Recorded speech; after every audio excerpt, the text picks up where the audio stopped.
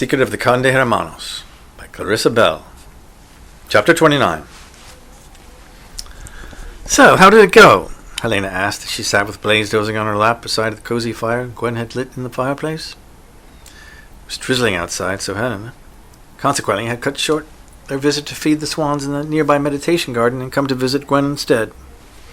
Besides, she was eager to hear all about Gwen's lunch with Peter McCann and the subsequent mysterious musical event at Schönberg Hall. Well, I'm not sure where to begin, Gwen faltered, feeling unsteady at the mere mention of it. Try the beginning, silly, Helena suggested, meaning only to be helpful.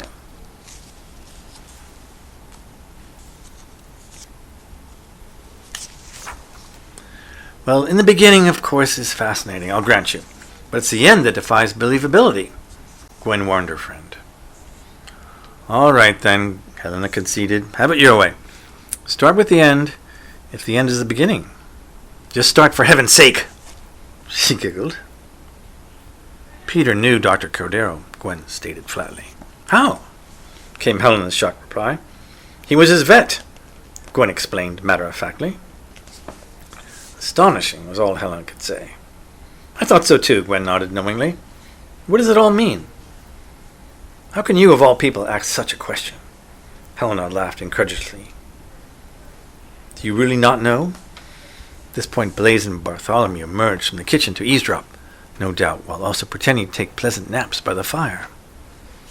I'm sorry to be so stupid, Helena, Gwen said defensively. But I honestly don't know. I honestly don't know. She added, fighting back tears for some reason.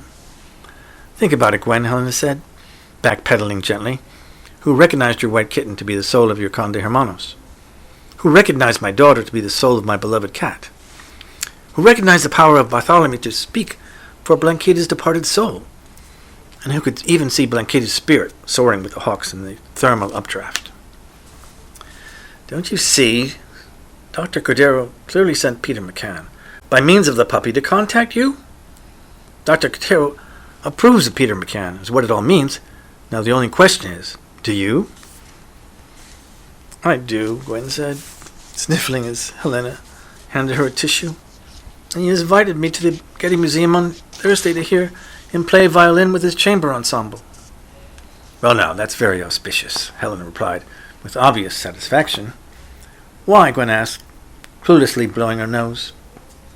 Because Thursday, my dear Gwen, Helena explained with the infinite patience of a loving mother to be habitually confused child.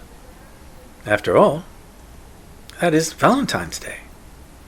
Already? Gwen said, a bit dazed, for indeed, it seemed like only yesterday they had all attended Paloma and Jack's wedding in Santa Barbara, and that she had driven home alone in the rain and forgotten to give a Valentine Rogelio, for which she had been duly reprimanded. I've got to bring something for Rogelio on Wednesday, then, she told herself, making a mental note, since I'll be off on Thursday. Yes, already, Helen assured her.